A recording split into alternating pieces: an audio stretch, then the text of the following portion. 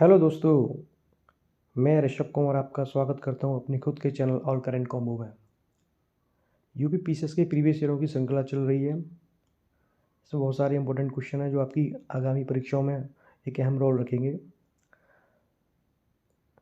जो लोग नए हैं उनको बता दूं कि इससे पहले मैंने 2 वीडियो बना रखी हैं, उन वीडियो को आप देखें और बताएं आपके कितने क्वेश्चन सही हुए। इस श्रृंखला में 1996 में पीसीएस के जो क्वेश्चन आए हैं उससे 1 से लेकर 70 तक क्वेश्चनों को मैं विरोध आपके सामने लेके आ रहा हूँ। और एट लास्ट आपसे बोलूँगा कि मेरे चैनल को सब्सक्राइब करें, जिससे कि मुझे प्रोत्साहन मिले और मैं नई नई वीडियो आपके लिए ला सकूँ। तो ज़्यादा ना बात करते हुए सबसे पहले अपने पहले क्वेश्चन पे आते हैं, जो आपको स्क्रीन पे दिख ही रहा होगा। तो पहला क्वेश्चन है, साइनोकोबलिन है। Number 1 vitamin C, number 2 vitamin B2, number C vitamin B6, number D vitamin B12। तो सोचिए, बताइए इसका सही आंसर क्या हो सकता है।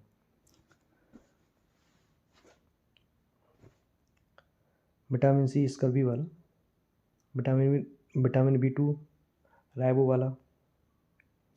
तो इसका सही आंसर है vitamin B12, option D is the right answer. The next question is आपके सामने है, टेट्राइथाइल लेड पेट्रोल में मिलाया जाता है। टेट्राइथाइल लेड पेट्रोल में मिलाया जाता है। जो पेट्रोल होती है इसमें ये टेट्राइथाइल मिलाया जाता है, ये क्यों मिलाया जाता है, क्वेश्चन ये पूछ रहा है। तो इसका पहला ऑप्शन है इसे जमने से बचने के लिए। नंबर 2 इसका स्पुलिंग बिंदु बढ़ाने के लिए। नंबर 3 इसकी एंटी नॉकिंग रेटिंग स्फोदन दर को बढ़ाने के लिए। नंबर 4 इसका क्वथनांक बढ़ाने के लिए। सोचिए, बताइए इसका आंसर क्या हो सकता है। गाड़ियों में जो पेट्रोल यूज किया जाता है, जो जीवाश्म ईंधन है, ये पेट्रोल में क्यों मिलाया जाता है, टेट्राइथाइल लेड। इसका सही आंसर है ऑप्शन नंबर सी।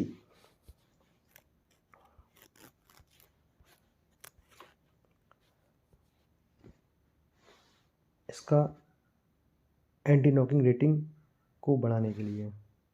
जो आपका एंटी नॉकिंग होती है इसको कम करने के लिए इसका यूज़ किया जाता है।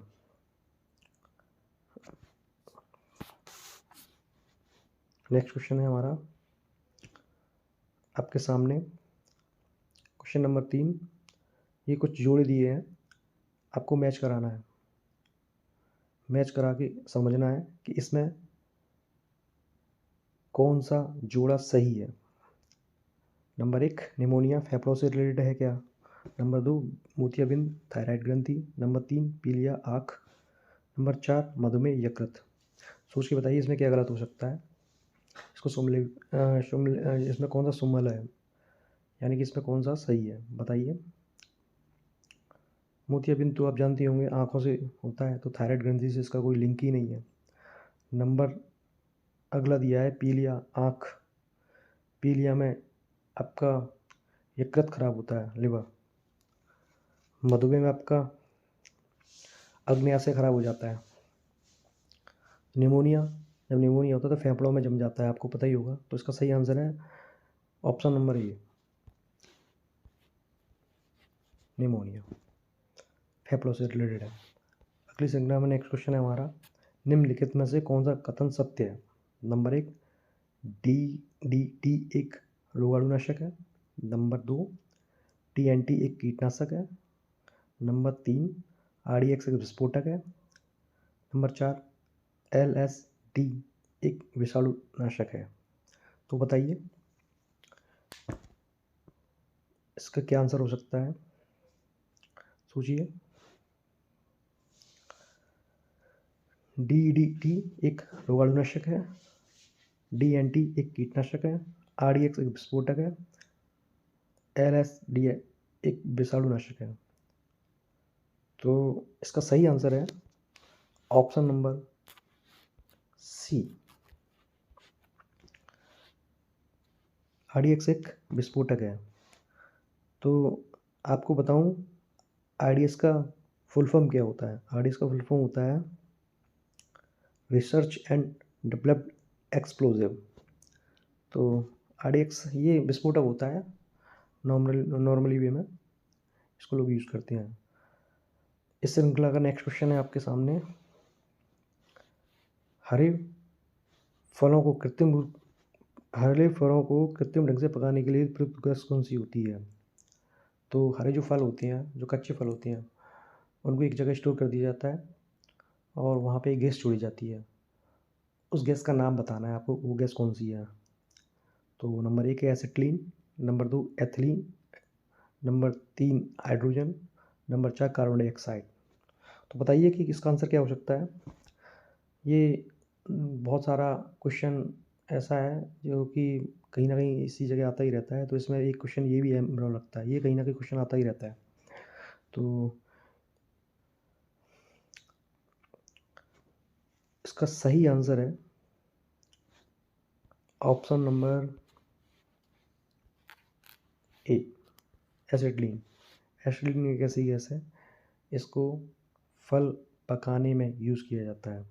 इसको स्टोरेज जो फूड होते हैं वहाँ पे इसको छोड़ दिया जाता है, जिससे कि फल कम समय में पक जाते हैं। इस श्रृंखला की नया क्वेश्चन है, क्वेश्चन नंबर 6। निम्नलिखित में से कौन रक्त के हीमोग्लोबिन के साथ अनुत्क्रमणीय संश्लेषित बनाता है। मतलब ये है कि इसमें से कौन सा ऐसा है जो कि हीमोग्लोबिन के साथ तेज़ी से रिएक्ट करता है और उसकी जो एफिशिएंसी को कम कर देता है। तो आया हुआ क्वेश्चन है, बस घुमा के पूछा गया है। तो ऑप्शन है आपके सामने कार्बन डाइऑक्साइड, नंबर 2 शुद्ध nitrogen gas, number 3 carbon monoxide, number D carbon dioxide और हीलियम का मिक्सर। तो इसका आंसर बताइए, सोचिए, ज़्यादा कठिन नहीं है। इसका सही आंसर है option number C, carbon monoxide. Carbon monoxide जो होती है तुरंत रिएक्ट कर जाती है आपके हीमोग्लोबिन से, जैसे कि इसका जो हीमोग्लोबिन की जो एफिशिएंसी उसको ख़त्म कर देती है। जो अंगीठी जलाते हैं ना, इसका एग्जांपल है, जो अंगीठी जलाते हैं, अंगीठी जलाते वक्त हम लोग मतलब अंगीठी में जो सोने वाले लोग सो जाते हैं तो उसमें से कार्बन मोनोऑक्साइड निकलती है अंगीठी से और हमारे शरीर की हीमोग्लोबिन से रिएक्ट कर जाती है। तो इंसान को पता ही नहीं चलता है कि उसे सांस आई है नहीं आई है। तो अगले दिन जब जगता है तो शायद जग ही नहीं पाता। तो बहुत तेज़ी से रिएक्ट करता है कार्बन मोनोऑक्साइड हीमोग्लोबिन से, बड़ा खतरनाक है हीमोग्लोबिन के लिए। इसके लिए नेक्स्ट क्वेश्चन है,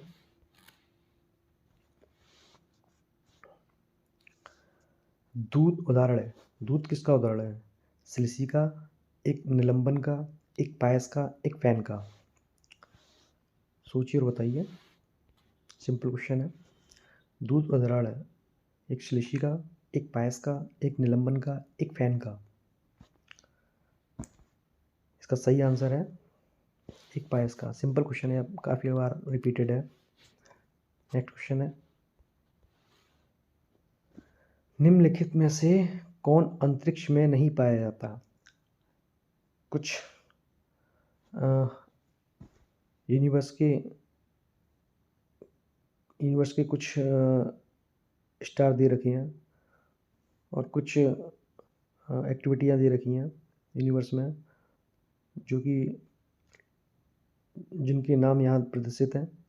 नंबर 1 पल्सर, नंबर 2 बिटल star, number 3 black hole, number 4 quasar. अगर आपने यूनिवर्स पढ़ा हो तो बिटल स्टार शायद ही कभी नाम आया है। तो अंतरिक्ष में ये बस नाम बना दिया गया है, ऐसा है नहीं। तो इसका सही आंसर है ऑप्शन नंबर बी, बिटल स्टार।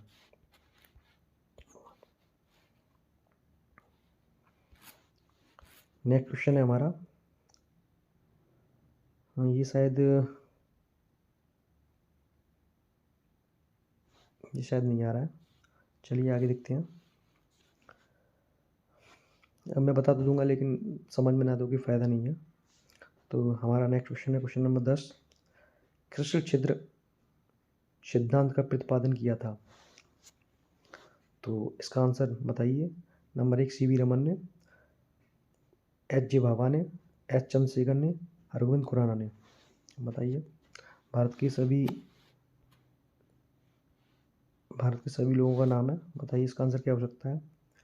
कृष्ण क्षेत्र जिसको ब्लैक होल, आजकल इसी पे बहुत सारी एक्टिविटियाँ हो रही हैं। टाइम और ट्रैवलिंग डिस्टेंस को कम किया जा रहा है, जिससे कि कम समय में आप लॉन्ग डिस्टेंस ट्रेवल कर सकें।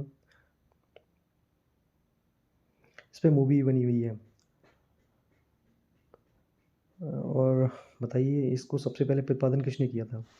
इसका सही आंसर है एस चंद्रशेखर ने। काफ़ी बार नाम आया, सिंपल क्वेश्चन है। S Chandrasekhar, option number C. Next question है हमारा, खाद्य पदार्थों के परिरक्षण हेतु निम्नांकित में से किसे यूज़ किया जाता है? खाद्य पदार्थों के परिरक्षण हेतु निम्नांकित में से कौन सा प्रयुक्त होता है? Number 1 sodium carbonate, number 2 acetylene, number 3 benzyl अम्ल, नंबर 4 सोडियम क्लोराइड। बताइए इसका आंसर क्या हो सकता है। खाद्य पदार्थ होते हैं, उसको प्रिजर्व रखने के लिए इनमें से क्या यूज़ किया जाता है जिससे कि खाना लॉन्ग टाइम के लिए प्रिजर्व रह सके? तो sodium chloride, acetylene, sodium carbonate या बेंजोइक अम्ल। बताइए इसका क्या आंसर हो सकता है। इसका सही आंसर है ऑप्शन नंबर सी, बेंजोइक अम्ल। नेक्स्ट क्वेश्चन है हमारा, द्रव क्रिस्टल प्रयुक्त होते हैं किस में प्रयुक्त होते हैं? द्रव क्रिस्टल जो लिक्विड क्रिस्टल है वो किस में यूज होते हैं? तो कलाई घड़ियों में, प्रदर्शन युक्तियों में, पॉकेट कैलकुलेटरों में, उपयुक्त सभी। सोच के बताइए। अच्छा मैं आपको एक बात बताऊं, अगर यूपी पीसीएस या स्टेट पीसीएस या स्टेट कोई एग्ज़ाम रहता है अपनी स्टेट यूपी का या अदर भी, ज़्यादातर अगर उन लोगों में अगर उपयुक्त सभी रहता है ऑप्शन, तो ज़्यादातर यही आंसर 80% तक सही रहता है। तो मैं ये नहीं कह रहा 100% श्योर कि आप इसी को लगा के आइए, एक बार रिवीजन मारिए, आप देखेंगे, आप परसेंटाइल चेक करेंगे तो 80% तक शायद यही आंसर सही निकलेगा। तो इसको डिस्क्राइब करने के लिए बस जो लिक्विड क्रिस्टल है, लिक्विड क्रिस्टल का यूज़ किस में होता है? लिक्विड क्रिस्टल क्या है आपका, घड़ियों में यूज़ होता है।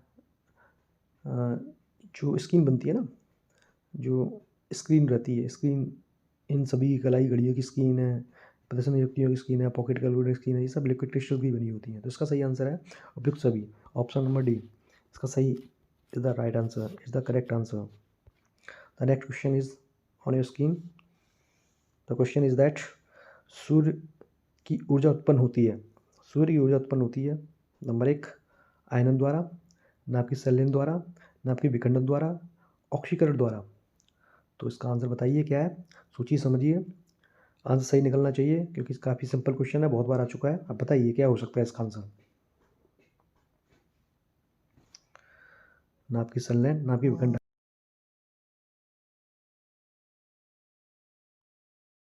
हाँ, तो बताइए इसका क्या आंसर होगा। देखिए सूर्य की ऊर्जा का उत्पन्न, नाभ की संलयन, नाभ की विखंडन, आपको ये तो पता ही होगा, उन दोनों में एक ऑप्शन होगा। ठीक है, तो सूर्य की ऊर्जा, सूर्य संलयन सूर्य, से स याद रखना। ठीक है, ये थोड़ी सी ट्रिक है, आपको कंफ्यूज नहीं होगा क्योंकि आप अगर दोनों में अगर कंपेयर करेंगे तो क्या होता है कि उसमें थोड़ा सा 15 से 20 सेकंड आपका टाइम खिंच जाता है। तो सब कुछ सब देखते ही कर देना, बस एक बार क्वेश्चन को रिवीजन मार लेना कि पूछा क्या है, अगर यही पूछ रहा है तो सब कुछ सब देख लेना, उसमें कन्फ्यूज मत होना बिल्कुल भी। ठीक है, उसके बाद नेक्स्ट क्वेश्चन है आपका, हाँ इसका आंसर होगा ऑप्शन नंबर बी। ठीक है, नाभ की संलयन। ठीक है, नाभ की संलयन। अब आपका नेक्स्ट क्वेश्चन है, रेफ्रिजरेटर में थर्मोस्टेट का कार्य क्या होता है? रेफ्रिजरेटर होता है, उनमें थर्मोस्टेट लगा रहता है, यानी कि जो फ्रिज होते हैं अपने डोमेस्टिक फ्रिज होते हैं या अदर कॉमर्शियल वाले, तो इन सभी में एक थर्मोस्टेट लगा होता है। तो ये थर्मोस्टेट का कार्य क्या रहता है? नंबर 1 तापमान को कम करना, नंबर 2 हिमायन ताप को बढ़ाना, नंबर 1 एक समान तापमान को बनाए रखना, नंबर 4 गलनांक को हटाना। ठीक है, तो आजकल फ्रिज देखे होंगे आपने कि फ्रिज में ये लग के आता है कि अगर इसका काम ये रहता है कि ये टेम्परेचर को समान बनाए रखता है, यानी कि अगर टेम्परेचर ऊपर जाता है या टेम्परेचर नीचे जाता है, इसको रेगुलेट करता रहता है। तो इसका रेगुलेशन काम है, तो इसका ऑप्शन होगा सी। इसका आंसर है सी। और एक बार आप इसको देखिए और अवलोकन कीजिए। उसके बाद आपका नेक्स्ट क्वेश्चन है, मरुस्थलीय पौधों की जड़ें लंबी होती हैं क्योंकि जो मरुस्थल में पौधे होते हैं, मरुस्थलीय पौधे, तो उनकी जो जड़ें होती हैं वो नुकीली उनकी जड़ें होती हैं वो लंबी होती हैं। तो वो क्यों होता है? लंबी भी होती है, नुकीली भी होती हैं। ठीक है, तो नंबर 1 भूमि का उच्च तापमान जड़ों को लंबा होने से प्रोत्साहित करता है। नंबर बी जड़ें पानी की तलाश में लंबी हो जाती हैं। नंबर सी भूमि में पानी नहीं होता अतः ये शक्त होकर जड़ों पर दबाव डालती हैं जिससे वो लंबी हो जाती हैं। नंबर 4 जड़ें सूर्य की गर्मी के विपरीत दिशा में बढ़ती हैं। तो लॉजिकली क्वेश्चन, थोड़ा लॉजिक से सोचिए, है ना। तो इसका आंसर बताइए सोच के, थोड़ा लॉजिक है, सोचिए। तो इसका आंसर होगा जड़ों की तलाश में वो लंबी हो जाती हैं। इसका ऑप्शन है सी आंसर इसका। ठीक है, तो इसके बारे में बताऊं, जो मरुस्थलीय में जो पौधे पाए जाते हैं तो उनकी जो जड़ें हैं मूसलाधार होती हैं। ठीक है, और नुकीली टाइप की होती हैं। तो उसमें क्या होता है, मरुस्थल में पानी कम रहता है, अपने राजस्थान में पानी इधर कम रहता है, तो मरुस्थलीय पौधों में जो है ये पानी की तलाश में खिसते स्ट्रेचेबल हो जाती है और लंबी हो जाती है। यही कारण रहता है कि पानी की तलाश में, क्योंकि पौधों को पानी चाहिए फोटोसिंथेसिस के लिए, तो इसलिए ये लंबी हो जाती है। इसके बाद आपका नेक्स्ट क्वेश्चन है, मानव शरीर में सबसे छोटी ग्रंथि कौन सी है? ये तो बहुत सिंपल क्वेश्चन है, ये आमतौर पे सभी लोगों को आता रहता है, तभी आपके रिवीजन के लिए बताते हैं। इसका आंसर है ऑप्शन नंबर डी, पिट्यूटरी। जो पिट्यूटरी मस्तिष्क में होती है, रूल्स ऑफ रेगुलेशंस पूरा यहीं से सब कुछ चलता है आपकी बॉडी का। तो मानव शरीर की सबसे लंबी ग्रंथि, सबसे छोटी ग्रंथि जो पिट्यूटरी ग्रंथि कहलाती है। तो इसका ऑप्शन है डी। और इसको याद रखिए, काफ़ी बार क्वेश्चन आता रहता है, आप इसको रट्टा ही मार लीजिए। ठीक है, तो हालांकि रटने से नहीं होगा, एक बार देख लेना ठीक से, ये आता रहता है भाई, काफ़ी बार क्वेश्चन आता रहता है। उसके बाद आपका नेक्स्ट क्वेश्चन है, एंजाइम मूलतः क्या होते हैं?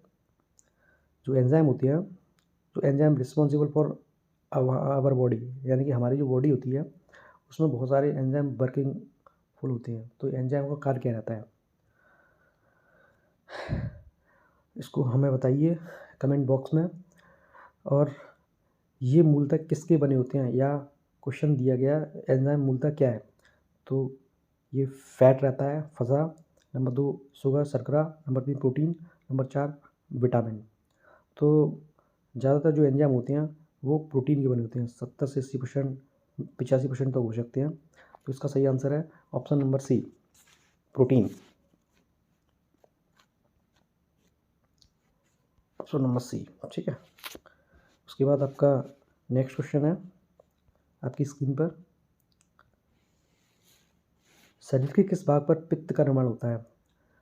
जो बाइल जूस होता है, इसका जो निर्माण कहाँ होता है शरीर में? तो सोच के बताइए, यकृत में जिसको लिवर बोलते हैं, नंबर 2 तिल्ली, स्प्लीन बोलते हैं, पित्ताशय की थैली, नंबर 4 पेनक्रियास। तो सोच के बताइए इसका आंसर क्या होगा। तो जो पित्त का निर्माण होता है ये लिवर में होता है, उसके लिवर से ये आपका पित्ताशय की थैली में जाता है, ठीक है। उसके बाद ये ह्यूमन डाइजेशन सिस्टम के जो आपकी जो लंबी नली होती है उसमें जाता है। उसके बाद इसके बाद ये डाइजेशन के लिए बहुत ज़्यादा इंपॉर्टेंट रहता है, ठीक है। तो ये जाता है और डाइजेशन में बहुत रिस्पॉन्सिबल होता है और हमारे शरीर में बहुत ज़्यादा इम्पोर्टेंट होते हुए डाइजेस्ट करता है। हमारे द्वारा जो प्रोडक्ट इनहेल किए जाते हैं। तो उसके बाद आपका नेक्स्ट क्वेश्चन है, हाँ इसका आंसर बता दें। इसका आंसर है ऑप्शन नंबर सी, ठीक है। सी पित्ताशय की सॉरी इसका आंसर है ऑप्शन नंबर ए, ए ऑप्शन नंबर, ठीक है। यकृत लिवर में बनता है भाई ये, ठीक है। ये तो पित्ताशय की थैली में पहुँचता है, ठीक है। कन्फ्यूज मत होना थोड़ा सा। उसके बाद आपका नेक्स्ट क्वेश्चन है, निम्नलिखित में से कौन सा कठोरतम धातु है? इसमें सबसे ज़्यादा कठोरतम धातु कौन सी है? सोना, लोहा, प्लेटियम, टंगस्टन। तो काफ़ी बार आया क्वेश्चन है। इसका सही आंसर है option number C, platinum. Platinum जो है सबसे कठोर धातु है इन सभी में, ठीक है। तो इसका सही आंसर है ऑप्शन नंबर सी, ठीक है। उसके बाद नेक्स्ट क्वेश्चन है, परमाणु के नाभिक बने होते हैं, किसके बने होते हैं? इलेक्ट्रॉन प्रोटॉन के, इलेक्ट्रॉन न्यूट्रॉन के, प्रोटॉन के, प्रोटॉन रेडॉन के, ठीक है। तो बताइए, तो जो न्यूक्लियस होता है, न्यूक्लियस किससे सामान्यतः मिलके बना होता है, ठीक है। उसमें सामान्यतः किससे बनता है? तो बताइए इसका आंसर। तो इसका सही आंसर है proton neutron, option number C. इसका भी ऑप्शन नंबर सी है, ठीक है। ऑप्शन नंबर सी, प्रोटॉन और न्यूट्रॉन, ना कि इलेक्ट्रॉन प्रोटॉन। उसके बाद नेक्स्ट क्वेश्चन है, धातु के टुकड़ों को टाँका लगाने का मिश्रण होता है। जो धातु टूट जाती हैं तो उस पर टाँका लगाया जाता है। तो ये टाँका किन दो चीज़ों से मिलके बनता है, आपको ये बताना है। ऑप्शन नंबर ए, टिन और जस्ता से। ऑप्शन नंबर 2, टिन और सीसा से। ऑप्शन नंबर 3, जस्ता और सीसा से। ऑप्शन नंबर 4, जस्ता और तांबा से। इसका आंसर बताइए सोच के, क्या हो सकता है इसका आंसर, बताइए। तो इसका आंसर है ऑप्शन नंबर बी, टिन और सीसा से। टिन और सीसा से, ऑप्शन नंबर बी, टिन और सीसा से इसका आंसर है। एंड उसके बाद नेक्स्ट क्वेश्चन है हमारा आपकी स्क्रीन के सामने, धातुओं के टुकड़ों पर टक्का लगाने का मिश्रण होता है। रिपीटेड क्वेश्चन है, अभी बताया। ऑप्शन नंबर बी, टिन और सीसा से। उसके बाद नेक्स्ट क्वेश्चन है हमारा क्वेश्चन नंबर 22, निम्नलिखित में से कौन सी धातु किसी नगर की वायु को, जहाँ बहुत अधिक संख्या में मोटर कारें आदि हो, प्रदूषित करती है? तो number A cadmium, number 2 chromium, number 3 सीसा, नंबर 4 तांबा। आंसर बताइए इसका क्या होगा, जल्दी से सोच के बताइए भाई, जल्दी से। इसका आंसर क्या होगा? तो इसका आंसर आपको बताना है। इसका आंसर क्या होगा, कौन सी ऐसी धातु है जो कि जहाँ मेट्रोपॉलिटन सिटी है वहाँ पे बहुत सारे क्या बोलते हैं गाड़ियाँ वाड़ियाँ रहती हैं, तो उनसे जो निकलता है धुआं, तो उसमें किसकी प्रेजेंटेशन होती है जिससे कि वो इन्वायरमेंट को प्रदूषित करती है? तो इसका आंसर है हमारा ऑप्शन नंबर सी, सीसा। इसका आंसर है ऑप्शन नंबर सी, सीसा। शीशे से करती हैं ये, ठीक है। उसके बाद आपका नेक्स्ट क्वेश्चन है, निम्नलिखित में से कौन सा कीट शरीर से निकला स्राव है? बताइए ऐसा कौन सा कीट है जो शरीर से निकला हुआ स्राव है? नंबर 1 मोती, नंबर 2 मूंग, नंबर 3 गोंद, नंबर 4 लाख। भाई ये क्वेश्चन अगर जिसने नहीं पढ़ा हो ना तो वो ज़्यादातर मोस्टली क्वेश्चन गलती करते हैं इसको, तो इसको एक बार देख लिए। मैं इसका आंसर बता रहा हूँ, ये गलत नहीं होना चाहिए आपका क्वेश्चन, ठीक है। तो इसका ऑप्शन है lac, option number C lac. इसका सही आंसर है ऑप्शन नंबर सी लाख, ठीक है। ये आंसर है इसका। उसके बाद आपका नेक्स्ट क्वेश्चन है क्वेश्चन नंबर 24, हवाई जहाज में ब्लैक बॉक्स का क्या रंग होता है?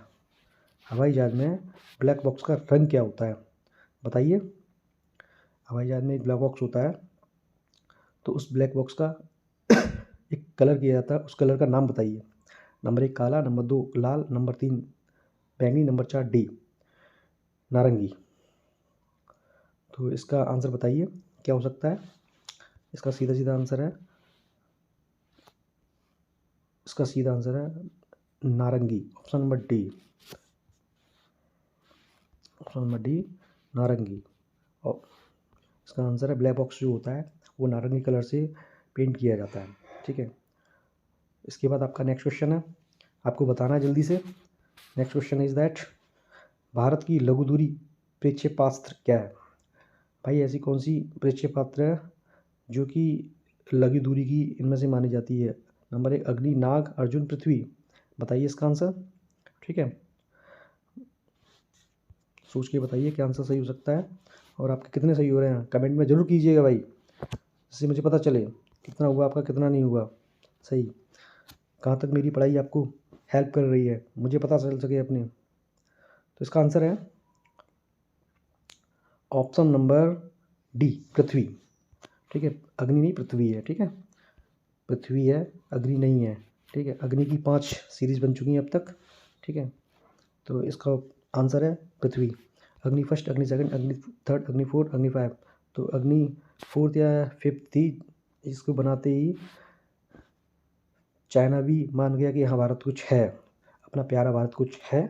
उसके बाद आपका नेक्स्ट क्वेश्चन है आपकी स्क्रीन पर, क्वेश्चन नंबर नेक्स्ट, निम्नांकित में से हंसा 2 किसका नाम है। तो हंसा 2 है, ये किसका नाम है। नंबर 1 एक उपग्रह है, नंबर 1 प्रक्षेपण है, नंबर 3 एक पनडुब्बी है, नंबर 4 सतह से सतह मार करने वाला प्रक्षेपास्त्र है।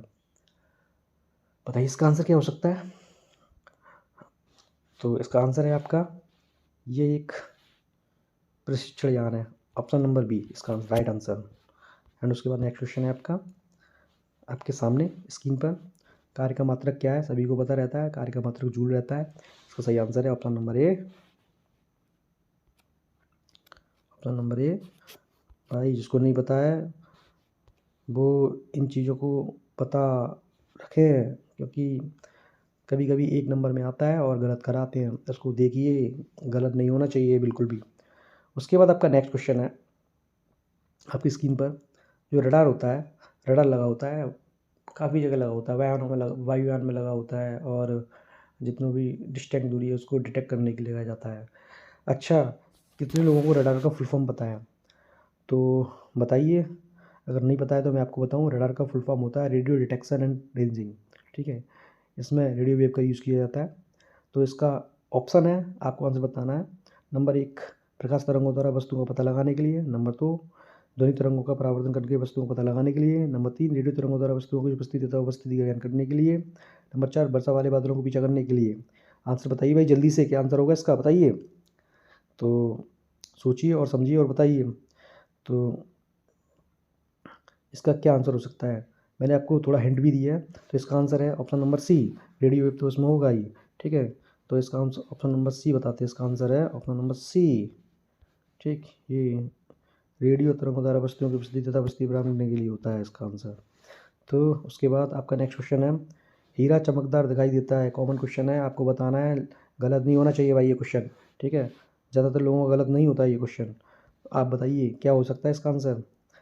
तो हीरा जो चमकदार रहता है किसके कारण ये चमकता रहता है। नंबर 1 परावर्तन के कारण, नंबर 2 अपवर्तन के कारण, नंबर 3 सामूहिक आंतरिक परावर्तन के कारण, नंबर 4 प्रकीर्णन के कारण। बताइए इसका आंसर। नंबर 1 परावर्तन के कारण, परावर्तन रिफ्लेक्शन के कारण, रिफ्रैक्शन के कारण, या टोटल इंटर रिफ्लेक्शन के कारण, या स्कैटरिंग के कारण। आंसर बताइए इसका क्या आंसर हो सकता क्या आंसर हो सकता है इसका। तो इसका सही आंसर है टोटल इंटर रिफ्लेक्शन के कारण, यानी कि सामूहिक आंतरिक परावर्तन के कारण। ऑप्शन नंबर सी इसका सही आंसर है। Option number C is the right answer of this questions, option number C. Okay, उसके बाद नेक्स्ट क्वेश्चन है आपका आपकी स्क्रीन के सामने है, पोलियो को वायरस शरीर में प्रवेश करता है, जो पोलियो वायरस है शरीर में किस प्रकार प्रवेश करता है। तो ये भी कॉमन क्वेश्चन है। पोलियो तो आपने पोलियो बीमारी आसपास तो देखा ही होगा। तो जिनको पोलियो हो जाता है वो किस कारण होता है, आप इसका आंसर बताइए। इसका सही आंसर है दूषित भोजन और जल से। Option number B is the right answer of this question. Option number B is the right answer. Okay, the next question is that वायुमापी की रीडिंग में अचानक गिरावट इस बात का संकेत करती है कि मौसम कैसा है। बताइए इसका आंसर। वायुमापी होती है, वायुमापी जो होता है उसकी जो रीडिंग में अचानक गिरावट आ जाती है। कॉमन क्वेश्चन है, सभी को आना चाहिए, गलत नहीं होना चाहिए। इसका सीधा सीधा आंसर है कि एकदम से तूफान आने वाला है। ठीक है, राइट आंसर इज जी। तो इसका राइट आंसर क्या होगा? इसका राइट आंसर होगा ऑप्शन नंबर डी, तूफान आने का प्रतीक होता है अगर रीडिंग एकदम से गिरती है। और भी है इसमें, इसके बारे में 3 क्वेश्चन पूछे जाते हैं। अगर धीरे धीरे गिरती है और एकदम से गिरती है और ऊपर चढ़ जाती है, तो देखिएगा, बताइएगा इसका आंसर।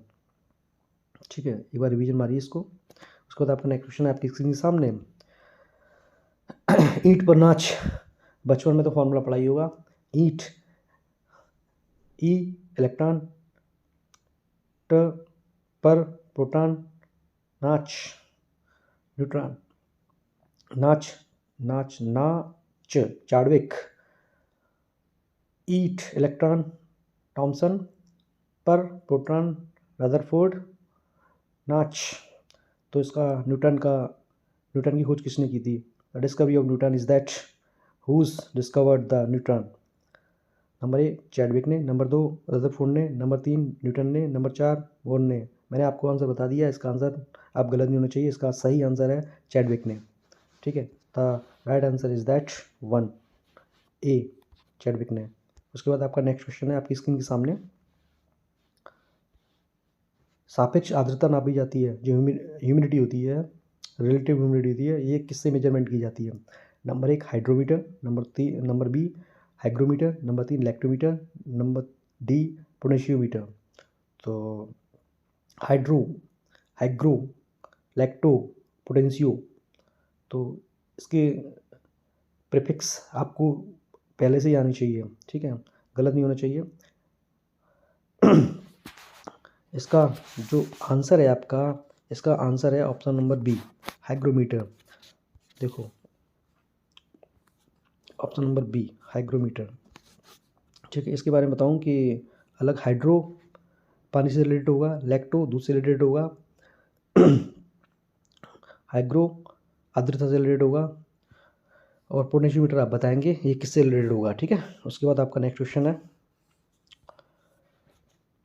Question number 34। पैंथोजीन जो सामान्य जुकाम के लिए उत्तरदायी है, पैंथोजीन जो है सामान्य जुकाम के लिए उत्तरदायी है, ये जो वायरस है, इस वायरस का नाम क्या है? ऑप्शन आपको बताते हैं आपके सामने। ये number 1 orthomyxo virus, number 2 rhinovirus, number 3 लिक्योवायरस, नंबर 4 पोलियोवायरस। आंसर बताइए इसका क्या आंसर हो सकता है? जुकाम में जो वायरस यूज होता है वो कौन सा वायरस होता है? तो बताइएगा इसका आंसर बताइए। तो इसका आंसर ऑप्शन नंबर बी है। कठिन क्वेश्चन है, एक बार आप इसको आपकी आंखों के सामने से गुजरना चाहिए। जब तक आपकी आंखों के सामने से नहीं गुजरेगा तब तक आप गलत लगाएंगे इसको आंसर। तो इसी संकल्पना को दूर करने के लिए हम आपके सामने हैं, एक बार देखते जाइए, जरूर देखिए इसको।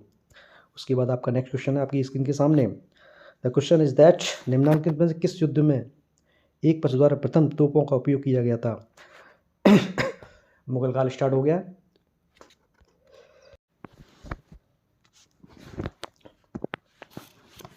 इस मुगल काल में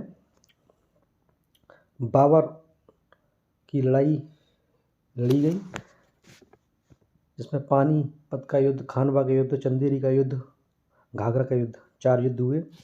काफ़ी प्रचलित नाम है, इसको सीरीज में जोड़ने के लिए बोलता है, वो आपको आने चाहिए। ठीक है, और इन चारों युद्धों में से एक युद्ध हुआ था आपका, उस युद्ध को लेके ये क्वेश्चन पूछा गया है। इस युद्ध में उसने पहली बार तोप का यूज़ किया था। वो युद्ध कौन सा था? तो इसका आंसर क्या है? इसका आंसर है ऑप्शन नंबर ए, ऑप्शन नंबर ए पानीपत का युद्ध। ठीक है, ऑप्शन नंबर ए पानीपत का प्रथम युद्ध। तो बाबर जो है अफगान से आए और सीधा तोपों को यहाँ ले आए और तोपों से लड़ाई कर डाली और फतेह हासिल की। इसका सही आंसर है पानीपत का प्रथम युद्ध। उसके बाद आपका नेक्स्ट क्वेश्चन आपकी स्क्रीन के सामने है। तो क्वेश्चन है कि टोपरा तथा मेरठ से 2 अशोक के स्तंभ थे, वो दिल्ली में कौन ले आया था? तो इसका आंसर बताना है आपको, क्या कौन ले आया था। तो एक बंदा था, ये जो अशोक के स्तंभ थे, अब ये जो स्तंभ हैं, स्तंभ 3 तरीके से अशोक ने रिलेटेड रहते हैं, तो उन स्तंभों के नाम बताने हैं आपको और स्तंभों को याद भी करना है, ठीक है। तो अच्छा, एक क्वेश्चन है, जो सांची का स्तूप है, सांची का स्तूप जो बना हुआ है, ये जो स्तूप है, ये क्या ये अशोक ने बनाया था, क्या किसी और ने बनाया था? अच्छा, जिसने बनाया था उसको खोजना और बताना हमें, ठीक है। कमेंट बॉक्स में ज़रूर बताना, ठीक है भाई। पढ़ने से तभी मज़ा आएगा जब आपका कमेंट इधर से आएगा कुछ। उसके बाद आपका नेक्स्ट क्वेश्चन है यही, तो इसका आंसर बताइए। इसका आंसर होगा फिरोज़शाह तुगलक, ठीक है। फिरोज़शाह तुगलक ने क्या किया था, ये जो दोनों स्तंभ थे दिल्ली और मेरठ, इनको उठा के दिल्ली ले आए थे भाई साहब ये, ठीक है। कॉमन क्वेश्चन है, ज़्यादातर लोगों को आता ही रहेगा, ज़्यादा कठिन क्वेश्चन नहीं है। Answer is that Firozshah Tughlaq, option number B. Next question आपकी स्क्रीन के सामने, द क्वेश्चन इज दैट, देखो हड़प्पाकालीन नगर दिए गए जो आद प्राग ऐतिहासिक काल के हैं, ठीक है। मैंने बोला आद प्राग ऐतिहासिक, ठीक है, तो आप इस पर कंसंट्रेट कीजिए, कभी कभी पूछ लेता है। तो क्वेश्चन है नंबर ए, आलमगीर, लोथल, कालीबंगा, रूपड़, ये जगह है आपकी हड़प्पाकालीन, इनका मिलान करना है। इसमें कुछ एक गलत दे रखा है, वो आपको पहचानना है वो कौन सा गलत है। आलमगीर उत्तर प्रदेश से है, लोथल गुजरात से है, कालीबंगा हरियाणा से है, रूपड़ पंजाब से है, आप बताइए। तो ज़्यादा कठिन तो है नहीं ये क्वेश्चन, आपको आना चाहिए क्वेश्चन। तो इसका सही आंसर है कालीबंगन। ये आपका कालीबंगन आई थिंक राजस्थान में पड़ता है, ठीक है। तो इसका सही आंसर है option number C is the right answer of this question, ठीक है। नेक्स्ट क्वेश्चन आपके सामने, क्वेश्चन इज दैट सोनगिरी का ऐतिहासिक दिगंबर जैन तीर्थ स्थल स्थित है। एक दिगंबर थे जैन धर्म का एक प्रसिद्ध तीर्थ स्थल है सोनगिरी। ये कौन से डिस्ट्रिक्ट में भारत की स्थित है, आपको बताना है और कमेंट करना है। उसके बाद इसका आंसर है, सोचिए बताइए, सोनगिरी का ऐतिहासिक दिगंबर जैन तीर्थ स्थल स्थित है कहाँ है? तो इसका सही आंसर है ऑप्शन नंबर सी, मध्य प्रदेश में ये पवित्र स्थल है दिगंबर का। डेट वाला क्वेश्चन है, जिन लोगों को डेट ज़्यादा प्यारी है उनके लिए ये क्वेश्चन है, पैगंबर मोहम्मद का जन्म कब हुआ था? तो लेटेस्ट में तो ये क्वेश्चन नहीं पूछा गया, लेकिन पता नहीं किस कंपटीशन में पूछ लिया है। तो इसका डेट एक बार अगर सामने से गुजर जाए तो अप्रॉक्सीमेट भी अगर सही लगाओगे तो 80% सही हो सकता है। एक बार हमारे द्वारा पढ़ाई हुआ अगर देखोगे तो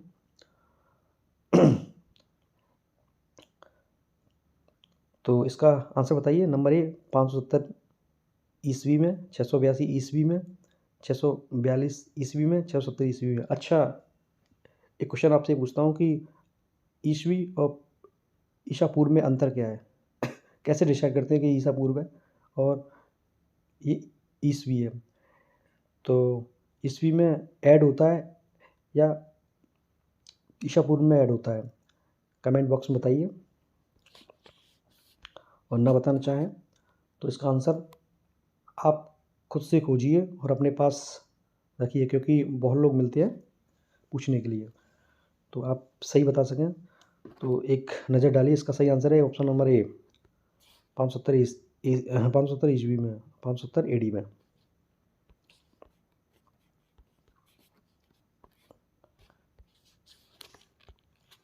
उसके बाद नेक्स्ट क्वेश्चन है आपकी स्क्रीन के सामने, बौद्ध धर्म और जैन धर्म दोनों ही धर्म विश्वास करते थे, किस पर विश्वास करते थे? नंबर 1, कर्म तथा पुनर्जन्म के सिद्धांत सही है। नंबर 2, मृत्यु के पश्चात ही मोक्ष संभव है। नंबर 3, स्त्री तथा पुरुष दोनों ही मोक्ष प्राप्त कर सकते हैं। नंबर 4, मोक्ष के माध्यम से सबश्रेष्ठ है, माध्यम कहलाता है। ठीक है, तो इसका आंसर बताइए क्या हो सकता है इसका आंसर।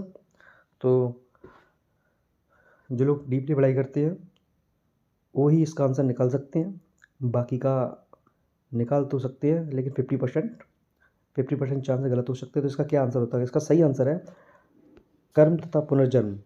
ये बार बार आपने देखा होगा, ऑप्शन नंबर ए पूछा जाता है। उसके बाद आपका नेक्स्ट क्वेश्चन है, पंजाब के अमृतसर नगर की स्थापित किया गया था। पंजाब की जो अमृतसर नगर है, जो सिखों के 10 गुरु थे, 10 गुरु में पंजाब का जो अमृतसर नगर है वो किसके द्वारा स्थापित किया गया था? गुरु गोविंद सिंह नहीं है इसका आंसर। ठीक है, तो आप बताइए क्या आंसर है इसका। 3 ऑप्शन आपके सामने दे दिए मैंने, गुरु नानक, गुरु तेग बहादुर, गुरु रामदास। बताइए क्या आंसर हो सकता है इसका, सोचिए समझिए और बताइए। तो इसका आंसर है ऑप्शन नंबर डी, गुरु रामदास। आप हमें ये बताएंगे या अपनी स्टडी के लिए रखेंगे गुरु रामदास कौन से नंबर के गुरु थे। ठीक है, उसके बाद कौन से गुरु हुए। ठीक है, रिवीजन मारते चलिए। उसके बाद आपका नेक्स्ट क्वेश्चन है, गांधार कला शैली एक संश्लेषण है। जो गांधार शैली है भारत में स्टार्ट हुई थी। ठीक है, तो ये गांधार शैली किसका मिक्सचर है? नंबर 1, भारतीय तथा फारसी कला का। नंबर 2, भारतीय तथा चीनी कला का। नंबर 3, भारतीय तथा तुर्की कला का। नंबर 4, भारत तथा यूनानी कला का। आप बताइए इसका क्या आंसर हो सकता है। तो थोड़ी तबीयत डाउन है। उसके बाद इसका आंसर है, बताइए क्या हो सकता है इसका आंसर। इसका आंसर है ऑप्शन नंबर डी, भारतीय तथा यूनानी कला का। तो गांधार कला है, इसके बारे में थोड़ा बताया जाए। गांधार कला क्या है कि गांधार में जो अफ़गानिस्तान से कुछ लोग आए थे, यूनानी लोग जो आए थे, क्योंकि यूनानी चारों तरफ फैले हुए थे उस समय। तो वहाँ की कुछ कलाएं और भारत की कुछ कलाएं आपस में मिक्स कर गई। मिक्स करने के बाद लेकिन सबसे ज़्यादा प्रभुत्व जो है भारतीय कला का इस पर बना रहा। ठीक है, अपनी भारतीय कला का इस पर बना रहा। और ये जो गांधार कला है इन दोनों के मिक्सचर से कहलाई, भारत तथा यूनानी कला के मिक्सचर से। ये ध्यान रखिएगा, भारतीय कला का लेकिन वजह बना रहा था इस पर। ठीक है, उसके बाद आपका नेक्स्ट क्वेश्चन है, हड़प्पा संस्कृति की जानकारी का प्रमुख स्रोत क्या है?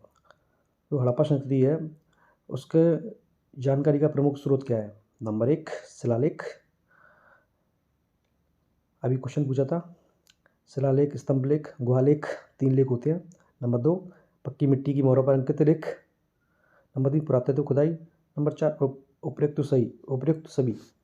तो आप बताइए, मैंने आपको बताया था इससे पहले भी, अगर यूपीपीसीआर स्टेट कमीशन का अगर कोई पेपर होता है तो अगर कहीं ऑप्शन अगर डी दिख जाए, उपयुक्त सभी बोले, तो एक बार क्वेश्चन को देखिए, एक साथ मैच करता नजर आए तो उपयुक्त सभी को आंसर लगाइए।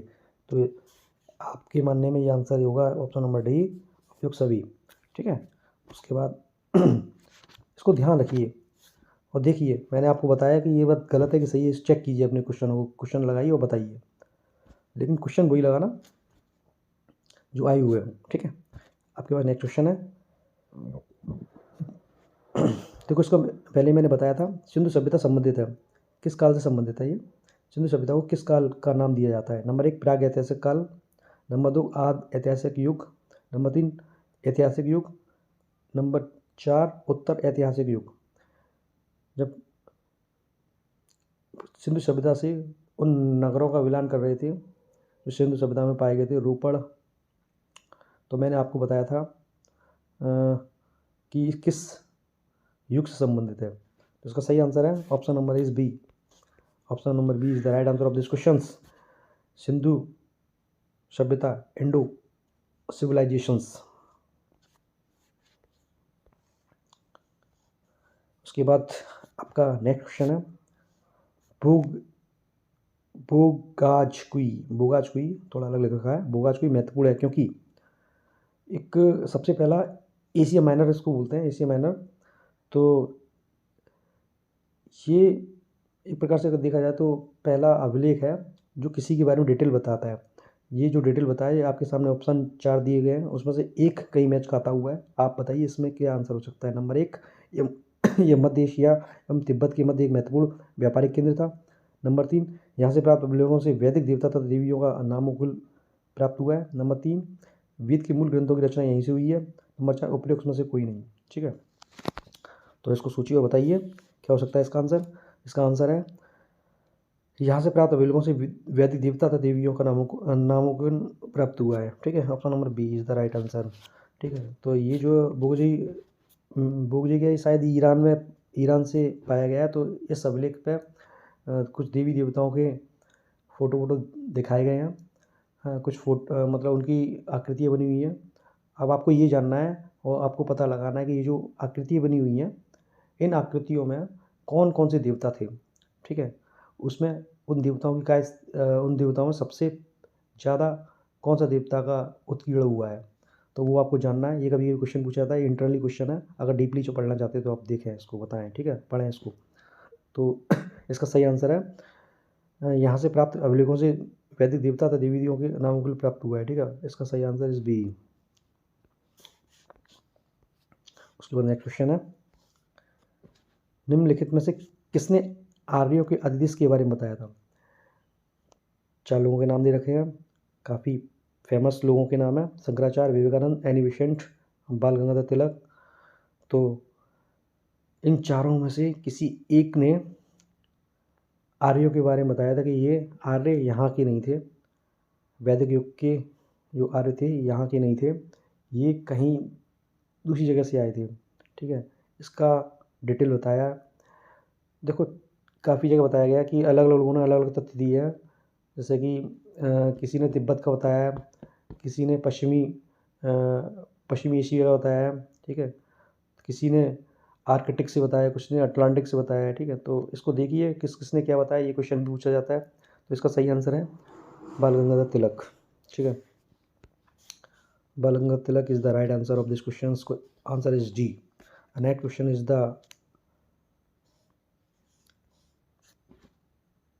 ये मिलिंद पन्हो, जो मिलिंद पन्हो एक बुक्स है, ये क्या है, ये बुक्स है। ठीक है, तो अच्छा ये पूछ रहा है मिलिंद पन्हो जो है ये क्या है, संस्कृत नाटक है, जय वृत्तांत है, फारसी महाकाव्य है, या पाली ग्रंथ है। आप बताइए क्या है। तो आपको मैंने बता ही दिया है, तो इसका आंसर होगा डी, पाली ग्रंथ है, बुक्स है। Option number is D, sorry C इसका आंसर है। ठीक है, उसके बाद आपका नेक्स्ट क्वेश्चन आपके सामने है, रज्जुक थे। अच्छा, ये वंश दे रहे हैं जो काफ़ी डायनेस्टी दे रखी है। आपको ये पहचानना है कि रज्जुक थे ये कौन थे, किस डायनेस्टी में थे। चूल राज से व्यापारी, मौर्य शासन में अधिकारी, गुप्त साम्राज्य में सामंत वर्ग, शक सेना में सैनिक। बताइए इसका आंसर क्या हो सकता है। तो रज्जुक थे ये क्या थे, रज्जुक थे ये मौर्य शासन के अधिकारी थे। ठीक है, तो इसका आंसर है option number B. Option number B is the right answer of this question. The next question is that भाग और बलि थे, क्या थे ये भाग बलि। वैदिक काल में भाग बलि यूज किए जाते थे राजाओं द्वारा। ठीक है, लोगों को भरपाई देनी पड़ती थी, एक समय छूट थी, किसी समय छूट नहीं थी। तो ये क्या थे, नंबर 1 सैनिक विभाग, राजस्व के स्रोत, नंबर 3 धार्मिक अनुष्ठान, नंबर 4 प्रशासकीय विभाग। ठीक है, अच्छा अगर सोच के बताइए क्या इसका आंसर हो सकता है। तो इसका आंसर है राजस्व के स्रोत, the source of revenue. The right answer is B. The next question is that on your screen, the question is that सर्व कर लगाया जाता था, एक टैक्स था सर्व। ठीक है, तो ये टैक्स किस पे लगाया जाता था, व्यापार कर, सिंचाई कर, उद्योग पर, गैर मुसलमानों पर। तो बताइए इसका आंसर क्या हो सकता है। इसका आंसर है ऑप्शन नंबर बी, सिंचाई कर, सर्व जो है सिंचाई कर है। उसके बाद नेक्स्ट क्वेश्चन है, आजीवक संप्रदाय के संस्थापक थे। आजीवक संप्रदाय के संस्थापक कौन थे, आपको बताना है। नंबर 1 आनंद, नंबर 2 रागुलो भद्र, नंबर 3 नकली Goshal, number 4 Upali. What was the answer? What is the answer? बताइए, सोचिए। सिंपल क्वेश्चन है, डीपली पढ़ाई करने वालों के लिए सिंपल क्वेश्चन है। बताइए क्या आंसर है इसका? आंसर इज दैट नकली गोशाल आजीव संप्रदाय के संस्थापक थे, यही थे। ठीक है, काफ़ी बार आया हुआ क्वेश्चन है, रिपीटेड क्वेश्चन है। उसके बाद आपका नया क्वेश्चन है, अभिलेख जिससे प्रमाणित होता है कि चंद्रगुप्त का प्रभाव पश्चिम भारत पर था। तो आप किसका आंसर बताइए, क्या हो सकता है? ऐसा कौन सा अभिलेख है जो चंद्रगुप्त के बारे में बताता है कि इस चंद्रगुप्त मौर्य जो है इनका जो चंद्रगुप्त मौर्य जो है तो इनका जो है प्रशासन साउथ तक चला गया था। ठीक है, मतलब ये पश्चिम भारत मतलब गुजरात तक पहुंच गया था। तो वो कौन सा अभिलेख बताता है इसके बारे में? तो ये ऑप्शन नंबर कलिंग शिलालेख, नंबर 2 अशोक की गिरनार शिलालेख, नंबर 3 रुद्रामन का जूनागढ़ शिलालेख, नंबर 4 अशोक का सोपारा शिलालेख। बताइए इसका जल्दी से आंसर, क्या हो सकता है इसका आंसर?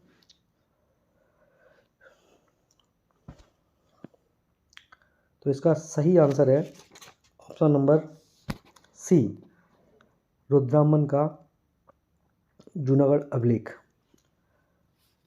ऑप्शन नंबर सी,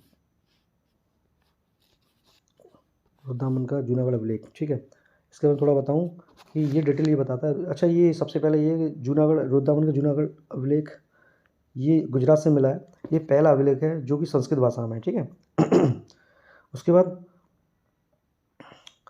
ये अभिलेख जो ये बताता है कि ये इनका जो शासन था ये पश्चिम तक चला गया था, मतलब काफ़ी प्रतापी राजा थे और इसकी वजह से इन्होंने काफ़ी समृद्धि हासिल की। उसके बाद आपका नेक्स्ट क्वेश्चन है आपकी स्क्रीन पर। द क्वेश्चन इज दैट निम्नलिखित में से किस बौद्ध ग्रंथ में संघ जीवन के नियम प्राप्त होते हैं? ठीक है बौद्ध ग्रंथ की 3 किताब हैं, सुप्त पिटक, विनय पिटक, अधिदम्भ। ठीक है, तो इन पिटक में जो संघ जीवन के जो नियम बताए गए हैं वो किस किताब में बताए गए हैं?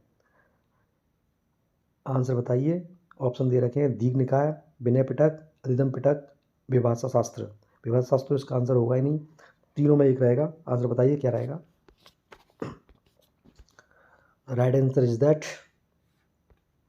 विनय Pitak. Vinay Pitak is the right answer. Vinay Pitak में जो है बौद्ध ग्रंथ के जीवन के नियम बताए गए हैं। ठीक है उसके बाद आपका नेक्स्ट क्वेश्चन है, निम्नलिखित जोड़ों में किसका सुमेलित है, यानी कि कौन सा सही है? नंबर 1 एलोरा की गुफाएं, नंबर 2 मीनाक्षी मंदिर, नंबर 3 खजुराहो मंदिर, नंबर 4 महाबलीपुरम का मंदिर। बताइए इसका आंसर क्या होगा?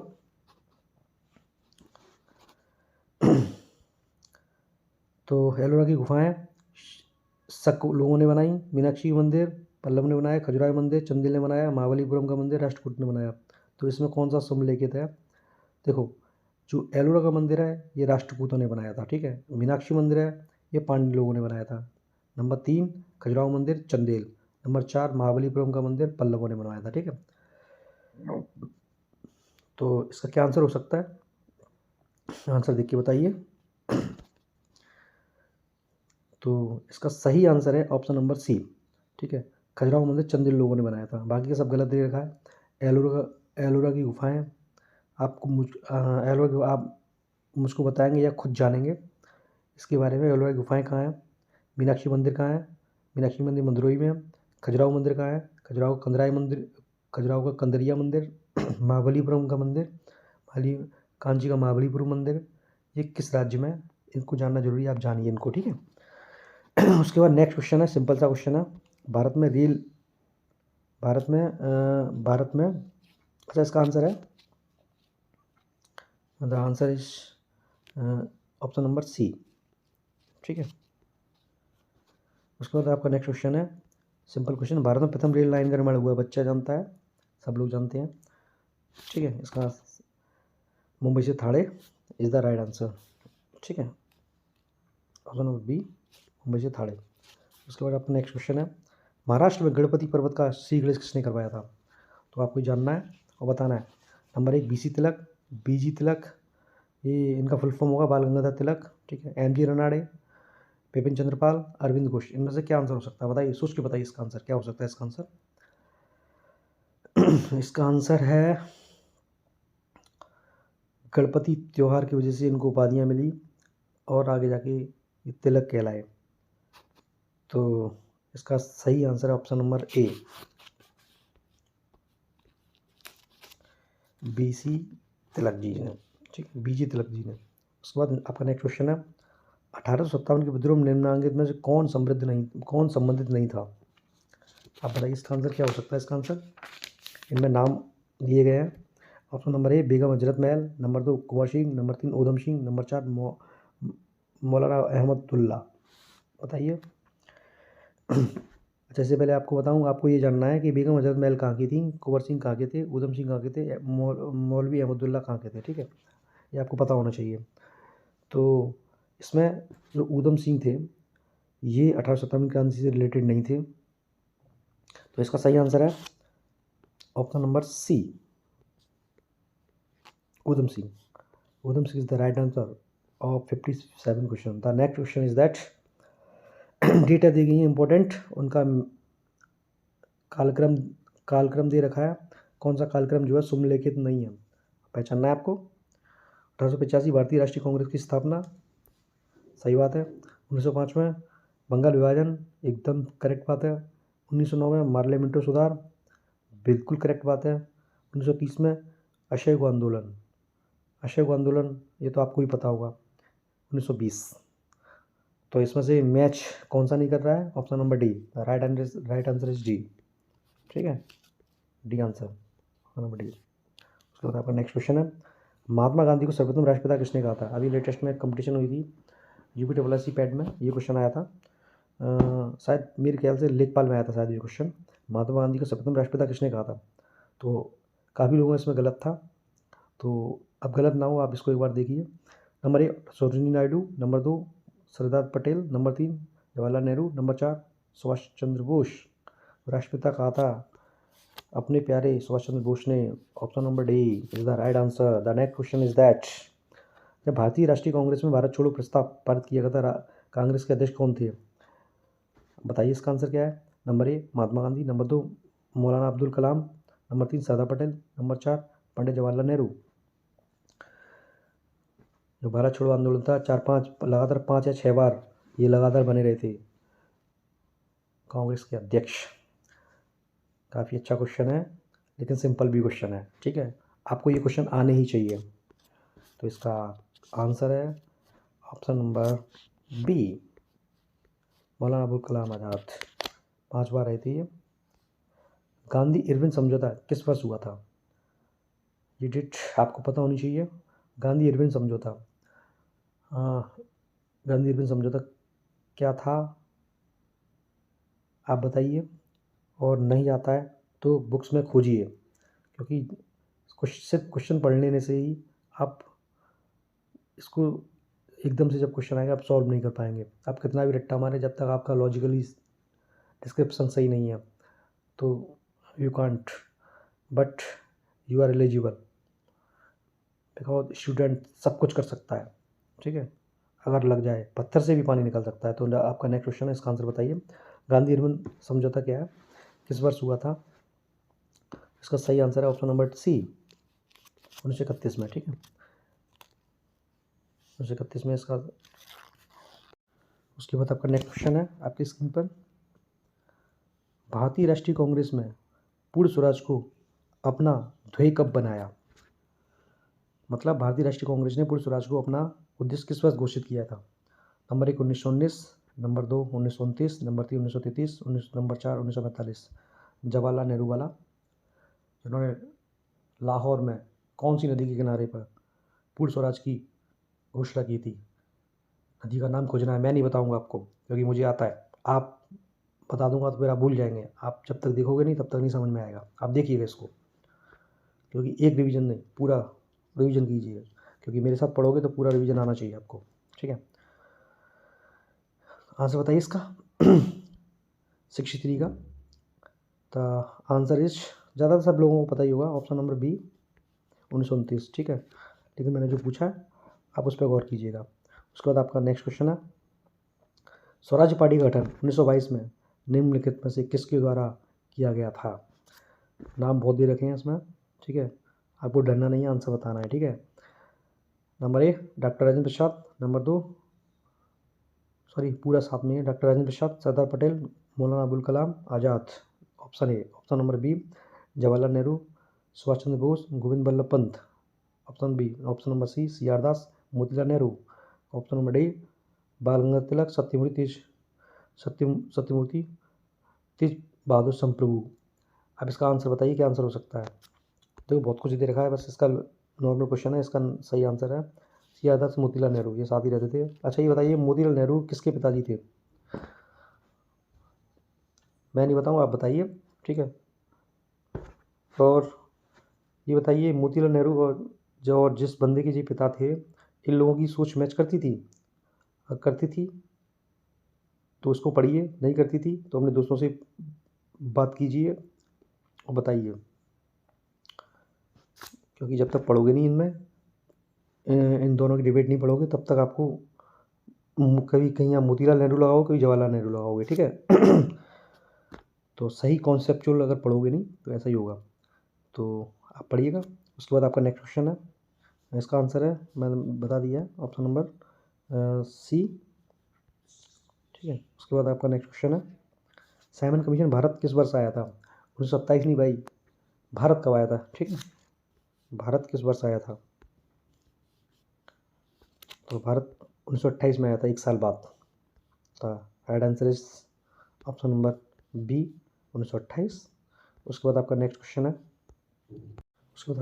है, भारतीय राष्ट्रीय कांग्रेस का प्रथम अधिवेशन हुआ था भारतीय राष्ट्रीय कांग्रेस का प्रथम अधिवेशन कहाँ हुआ था? दिल्ली में, कलकत्ता में, बम्बई में, मद्रास में। 1 से लेकर 5 तक जो अधिवेशन हुए थे शुरू में, वो आपको रट्टा होना चाहिए। ठीक है, तो जहाँ हुए थे और जिनने अध्यक्षता की उनका नाम पता होना चाहिए। ठीक है, तो अगर आप देख सकें तो एक फार्मूला 1-2, तो इस फॉर्मूले को देखिए। चलो पहले सॉल्व करते हैं, क्योंकि लेट हो रहा है, काफ़ी लंबा खिंच गया वीडियो, आप भी बोर हो रहे होगे। ठीक है, उसके बाद आपका नेक्स्ट क्वेश्चन है, हाँ इसका आंसर क्या होगा, प्रथम अधिवेशन का हुआ है? तो इसका नॉर्मली सबको पता ही रहता है, मुंबई में ये हुआ था। उसके बाद आपका नेक्स्ट क्वेश्चन है, हिंदुस्तान सोशलिस्ट रिपब्लिक आर्मी गठित की गई थी? भाई ये अच्छा क्वेश्चन है, इसको देखिए और बताइए, आंसर बताइए। नंबर 1 सुभाष चंद्र बोस द्वारा, रासबिहारी बोस द्वारा, नंबर 3 सरदार भगत सिंह द्वारा, नंबर 4 चंद्रशेखर आज़ाद द्वारा। किसके द्वारा ये हिंदुस्तान सोशलिस्ट रिपब्लिक बनाई गई थी आर्मी? तो पहले इसका नाम सोशलिस्ट रिपब्लिक आर्मी थी, उसके बाद हिंदुस्तान सोशलिस्ट रिपब्लिक आर्मी डाल दी थी। ठीक है, तो बताइए किसने बनाई थी ये रिपब्लिकन आर्मी हिंदुस्तान? तो इसका सही आंसर है चंद्रशेखर आज़ाद। चंद्रशेखर आज़ाद ने हिंदुस्तान सोशलिस्ट बनाई थी। उसके बाद आपका नेक्स्ट क्वेश्चन है, निम्नलिखित में से खिलाफत आंदोलन का परिणाम क्या था? जो खिलाफत आंदोलन हुआ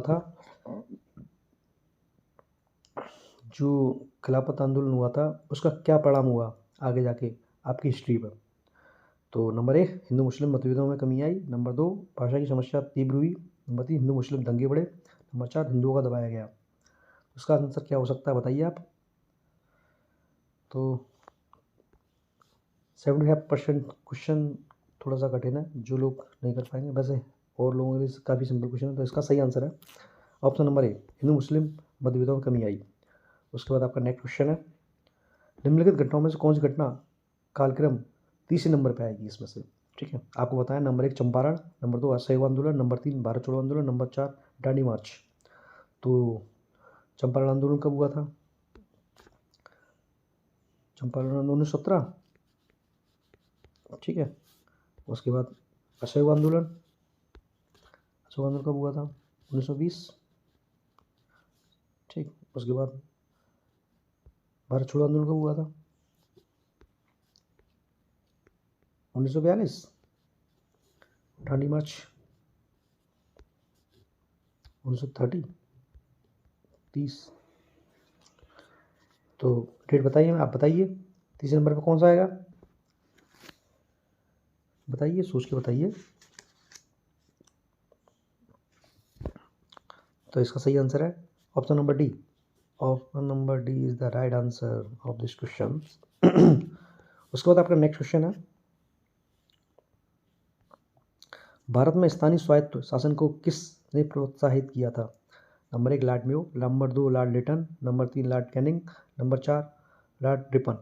ठीक है, स्थानीय स्वायत्त किसने स्टार्ट किया था? स्थानीय स्वायत्त मतलब होता है जो आर्टिकल 40 के अंदर दे रखा है ना, ग्राम पंचायत, कुछ कुछ उसी से मैच। स्थानीय लोगों की भागीदारी करके उनको प्रशासन, उसको राजनीतिक व्यवस्था में स्थापित करना गांधी जी का नया एम था। इससे पहले ऐसे कौन से थे जो स्थानीय स्वायत्तता के लिए उन्होंने प्रोत्साहन किया अंग्रेजों के टाइम में? तो ज़्यादातर लोगों को पता होगा, इसका सही आंसर है ऑप्शन नंबर डी।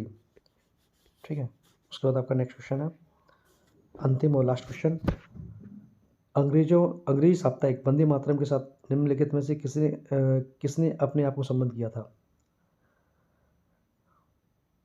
अंग्रेजी साप्ताहिक वंदे मातरम के साथ निम्नलिखित में से किसने अपने को संबंध किया था? अंग्रेजी साप्ताहिक वंदे मातरम किसने लिखा? बंकिम चंद्र चटर्जी ने, और भी लोगों ने लिखा, एक ने लिखा ये। ठीक है, पर लिखा उन्होंने, लेकिन इससे संबंधित बहुत लोग रहे हैं। तो वंदे मातरम मैं हल्का हल्का बता रहा हूँ आपको, पूरी डिटेल नहीं बता सकता आपको, उसके लिए मैं अलग से क्लास लूँगा तब बताऊँगा डिटेल आपको। तो वंदे मातरम के खिलाफ निम्न से किसने संबंधित थे? Number 1 Arvind Ghosh, number 2 Bipin Chandra Paul, Subhash Chandra Bose, Lokmanya Tilak. इनमें से क्या आंसर आएगा, बताइए जल्दी से। अंग्रेजी संबंध थे Arvind Ghosh. The right answer is that option number A. ठीक है, और अंतिम में बोलूँगा कि अरविंद घोष जो है ये अखिल, ये जो सिविल सर्विस थी उसमें ये मतलब क्वालिफाई हुए थे। तो इनको जो है उन्होंने डिसक्वालीफाई कैसे किए, ये खुद किए या किसी द्वारा हटाए गए, या आप बताइए। इसका आंसर तो कमेंट बॉक्स में ज़रूर लिखना भाई। ठीक है, इसी के साथ मैं अपनी इस वीडियो को यहीं ख़त्म करता हूँ, और इसके बाद 70 क्वेश्चनों के बाद जो नेक्स्ट क्वेश्चन है आगे के, वो अगली वीडियो में लेके आऊँगा, कि आप भी बोर हो रहे होगे। हाँ भाई, इनको देखिए, पढ़िए, और लास्ट में आप प्लीज़ चैनल ज्वाइन कीजिए, जिससे मैं आगे और भी मॉडिफाई वीडियो अच्छी तरीके से बना सकूँ। ठीक है, इसी के साथ मैं आपसे